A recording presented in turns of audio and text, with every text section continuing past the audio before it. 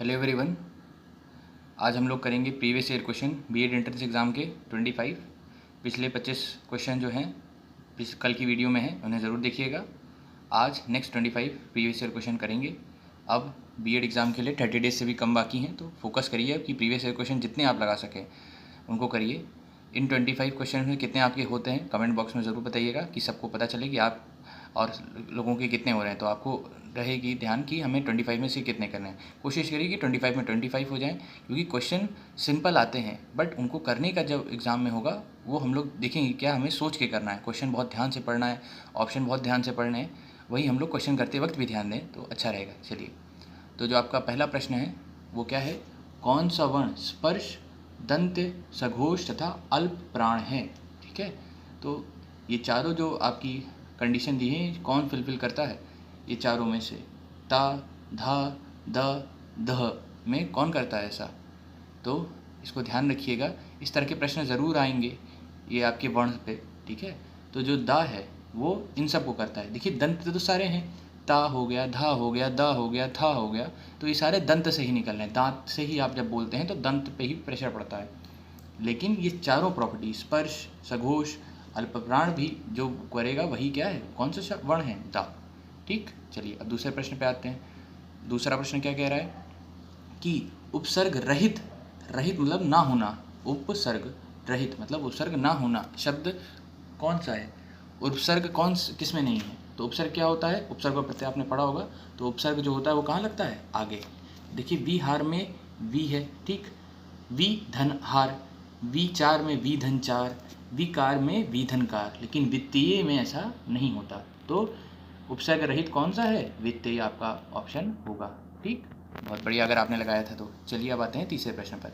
तीसरा प्रश्न क्या कहता है, कह रहा है एक राम घनश्याम हित चातक तुलसीदास, उपयुक्त पंथी में कौन सा अलंकार है। तो अलंकार के प्रश्न बहुत फेवरेट है, आने ही आने हैं, तो अलंकार बहुत ही अच्छे से क्वेश्चन जितने आप हो सकें लगाइए। तो चार ऑप्शन आपके दिए हैं, रूपक, उपमेय, उपमा, श्लेष और। तो ये शब्द क्या है, राम घनश्याम, दोनों शब्द एक साथ प्रयोग किए गए हैं। ना ही यहाँ कोई उपमा है, ना ही यहाँ कोई उपमान है। ठीक है, दोनों एक साथ हैं। यहाँ उपमेय उपमान क्या है, एक मान लिया गया है, एक मान लिया गया है, तो राम घनश्याम। ठीक है, तो ये कैसा अलंकार होगा, जहाँ दोनों को एक मान लिया जाता है, दैट इज क्या बोलते हैं उसको, रूपक। रूपक आपने लगाया था तो एकदम आप सही।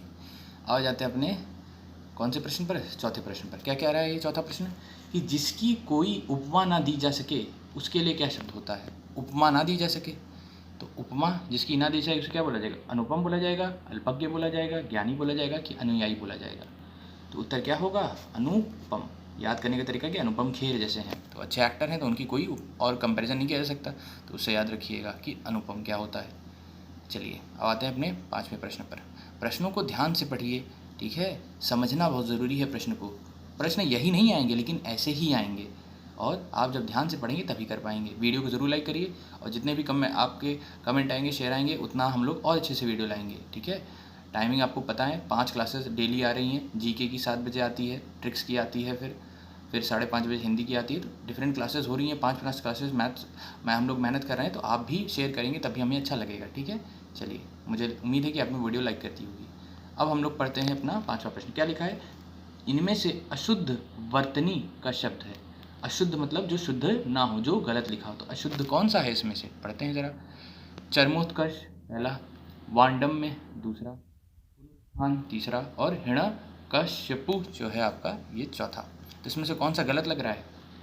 ठीक है, तो ये इस तरह के प्रश्न कठिन हैं, इन पे ध्यान दीजिए। चरमोत्कर्ष आपको आता होगा, वांडम्य भी एक शब्द है, पुनरुत्थान भी एक शब्द है, लेकिन जो हिरण्य लिखा है ये कश्या और या जो लिखा है, या साथ में लिखा है, ये नहीं होगा। फिर क्या होगा, यहाँ जो ये शाह है ये पूरा होगा पहली बात तो, ठीक है, और दूसरा यहाँ ई लगा होगा। तो उसको कैसे हम उच्चारण करेंगे, हिरण्य कश्यपु की जगह हिरण्य कशिपु लिखेंगे, शिपु। ठीक है, शिपु बोला जाएगा। तो ये प्रश्न अच्छा था। चलिए अब छठे प्रश्न पे आते हैं। क्या बोल रहा है, निम्नलिखित में शब्द में से कौन सा शब्द विशेषण है। विशेषण, ठीक है, विशेषण कौन सा शब्द है। एकदम सिंपल प्रश्न है, लेकिन एग्जाम में दिक्कत हो सकती है, इसलिए पढ़ें। क्या शासन होगा, अनुशासन होगा, अनुशंसा होगा, या अनुशासित होगा। तो इसका उत्तर क्या होगा, अनुशासित।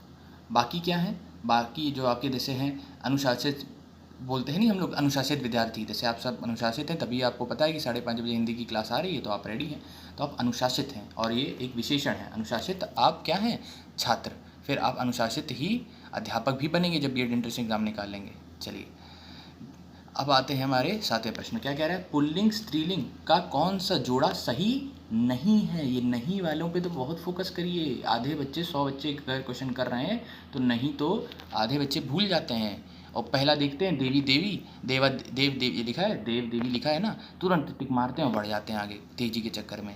तो इसमें आपको बचना है, आपको ध्यान रखना है कि कैसे प्रश्न पढ़ें। तो यहाँ जो नहीं लिखा है उस पर फोकस करें। तो देव और देवी तो होता है, सही है, मामा और मामी होता है, गधा और गधी होता है, लेकिन क्या नहीं होता, कांत और कांति नहीं होता। फिर क्या होता है, कांत और कांता होता है, ठीक है, कांता, यहाँ ई नहीं होगा, बस आ होगा, तो ध्यान रखिएगा इसका उत्तर। चलिए अब आते हैं अपने 8वें प्रश्न में। क्या कह रहा है, निर्वेद किस रस का स्थायी भाव है। निर्वेद जो है वो किस रस का स्थायी भाव है। तो भयानक का है, विभत्स का है, भक्ति का है कि शांत का है। तो जो निर्वेद शब्द है वो कहाँ है, किस रस का है, शांत का स्थायी भाव है, ध्यान रखिएगा। अगर आपने शांत लगाया तो बहुत सही आप बात कर रहे हैं। चलिए आगे बढ़ते हैं।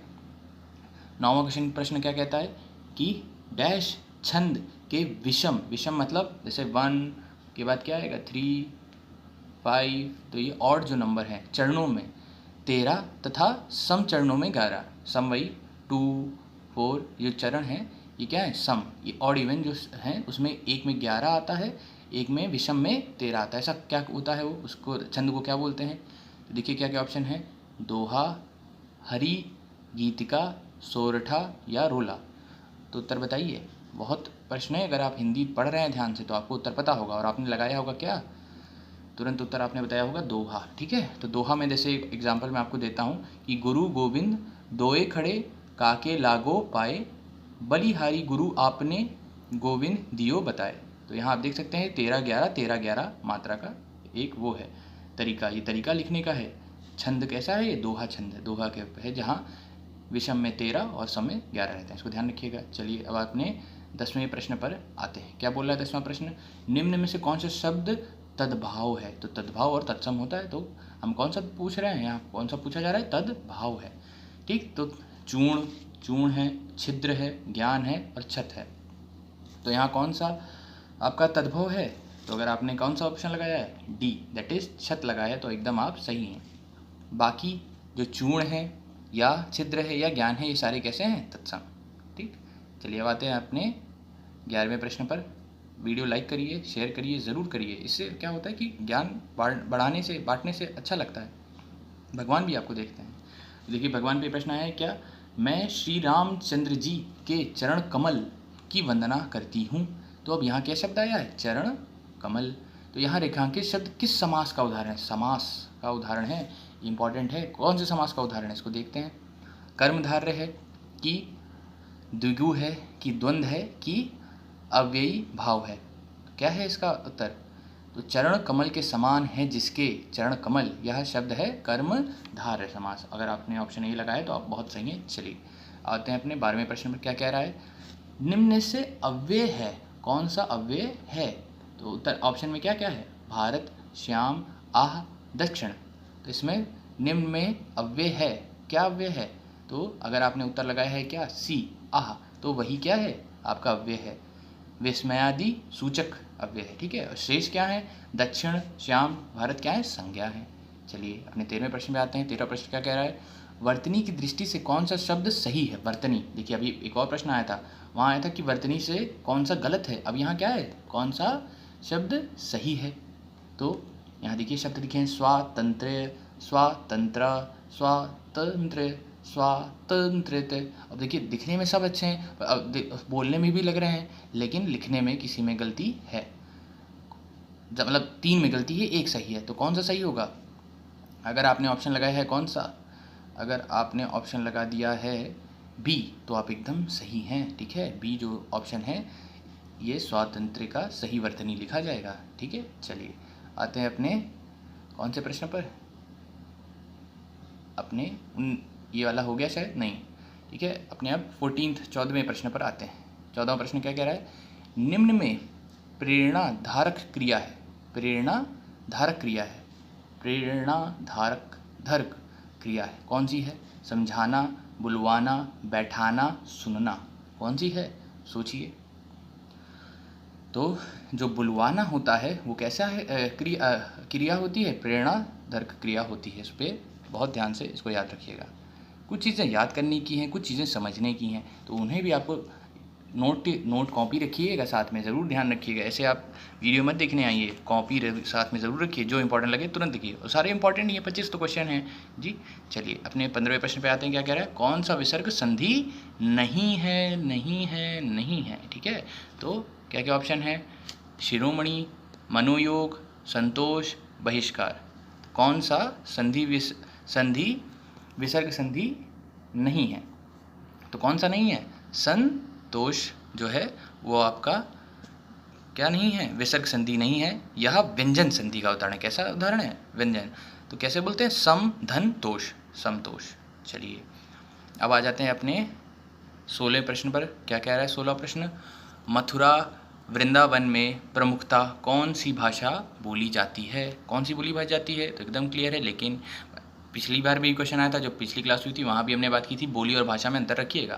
जैसे उत्तर भारत में हिंदी भाषा बोली जाती है, और बोलियाँ कौन सी बोली जाती हैं? तो उसी को देख रहे हैं। तो क्या ब्रिज में, वृंदावन में आपकी संस्कृत बोली जाती है, ब्रिज भाषा बोली जाती है, मारवाड़ी बोली जाती है कि मराठी बोली जाती है? तो उत्तर क्या होगा?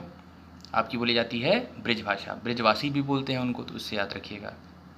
चलिए अब आ जाते हैं अपने 17वें प्रश्न पर। क्या कह रहा है?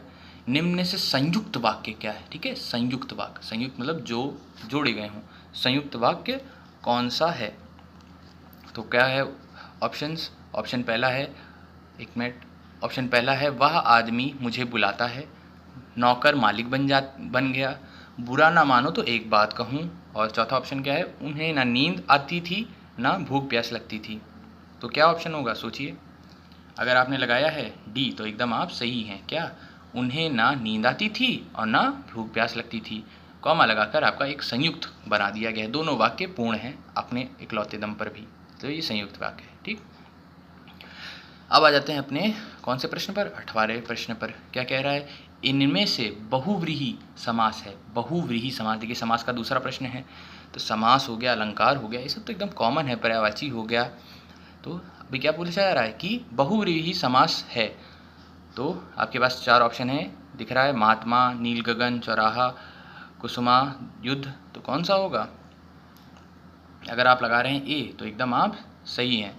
कुसुमा युद्ध। कुसुम या युद्ध क्या है? कुसुम होता है पुष्प, है आयुध हथियार, जिसके अर्थात कामदेव में बहुव्रीहि समास है। ठीक है, तो आपका ऑप्शन ए होगा। चलिए अब आ जाते हैं अपने कौन से प्रश्न पर?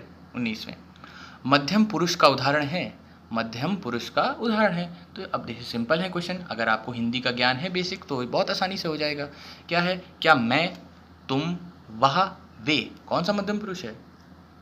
तो अगर आपने लगाया है ऑप्शन ए तो आप गलत हैं, एकदम गलत हैं, गलत।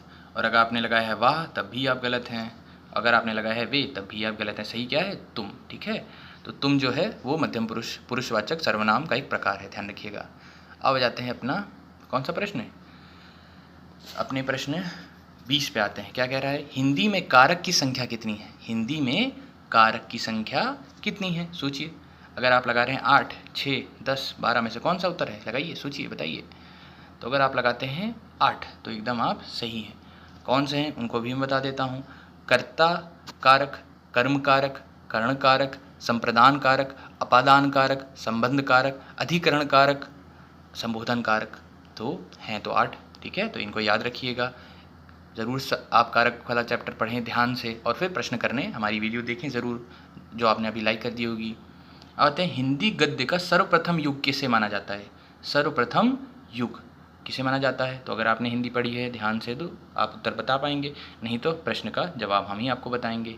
शुक्ल युग, भारतेंदु युग, द्विवेदी युग, प्रेमचंद युग। तो क्या होगा उत्तर? तो उत्तर होगा भारतेंदु युग, और इसी पे पुरस्कार भी दिया जाता है, इसको भी आपको मालूम होगा। तो भारतेंदु युग हिंदी गद्य का सर्वप्रथम युग माना जाता है। चलिए आ जाते हैं अपने 22वें प्रश्न पर। अब लास्ट क्वेश्चन बचे हैं। अभी वीडियो आपने लाइक कर दी है कमेंट बॉक्स में तुरंत लिखिएगा कि कितने प्रश्न हुए। मुझे उम्मीद है कि 25 में 25 आप ज़रूर लिखेंगे। ठीक, तो प्रश्न क्या कहता है कि कमल के फूल पर भौरे मंडराते हैं। कमल के फूल पर भौरे भौरे मंडराते हैं वाक्य के रेखांकित शब्द का पर्यायवाची नहीं है। नहीं है, देखिए तो भौरे शब्द का पर्यायवाची कौन सा नहीं है, ये प्रश्न पूछ रहा है। प्रश्न बड़ा दिया गया है, आपको अपने दिमाग में छोटा बनाना है कि भौरे का पर्यायवाची नहीं है कौन सा। मधुकर है क्या? जी हाँ है। मधुप है क्या? जी हाँ है। भ्रमर है क्या? जी हाँ है। क्या नहीं है? जलज। जलज नहीं है, जल से उत्पन्न होता हो वह जीव होता है, तो जलज उत्तर होगा। क्या होगा? पर्यायवाची नहीं है भौरे का। चलिए अब अपने 23वें प्रश्न पे आते हैं। क्या कह रहा है?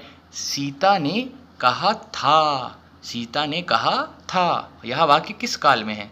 तो भाई था तो भूतकाल में तो होगा ही, तो सारे ऑप्शन भी भूतकाल में दिए हैं, तो इतने तो वो चालाक हैं जो प्रश्न बना रहे हैं। अब बताने की सामान्य है कि अपूर्ण है कि पूर्ण है कि संदिग्ध है, तो क्या उत्तर होगा? भाई ये तो पूर्ण हो गया ना, उन्होंने बोला कि था तो पूर्ण का अर्थ ही होता है ना, तो यह क्या उत्तर होगा इसका कि वाक्य पूर्ण भूतकाल का वाक्य है, क्योंकि इसमें क्रिया काफ़ी समय पहले समाप्त हो चुकी है। ठीक है, चलिए अब अपने सेकेंड लास्ट क्वेश्चन पे आते हैं। क्या बोल रहा है लास्ट कि निम्नलिखित में कौन सा शब्द हरि के जगह प्रयुक्त नहीं किया जा सकता? हरि के जगह प्रयुक्त नहीं किया जा सकता। देखिए प्रश्न इतना बड़ा और सिर्फ सिंपल पूछा जा सकता, हरि की जगह नहीं प्रयुक्त किया जा शब्द कौन सा है? तो क्या मेढक है, क्या घोड़ा है, कि कामदेव है, कि सर्प है? तो उत्तर क्या होगा? क्या होगा? अगर आपने लगाया है डी कामदेव तो एकदम आप सही हैं। कामदेव हरि का अनेकार्थी नहीं है। मेंढक, घोड़ा, सर्प हरि के अनेकार्थी शब्द हैं। चलिए आखिरी प्रश्न पे आते हैं जो आप सही देंगे, मुझे पूरी उम्मीद है। क्या है प्रश्न? निम्नलिखित में कौन सा शब्द देशज है? देशज, तो क्या खीर है, कि काम है, कि मक्खन है, कि शांति है? तो अगर ऑप्शन आप क्या लगा रहे हैं? सी मक्खन शब्द क्या है? देशज है, और एकदम आप सही हैं। खीर क्या है?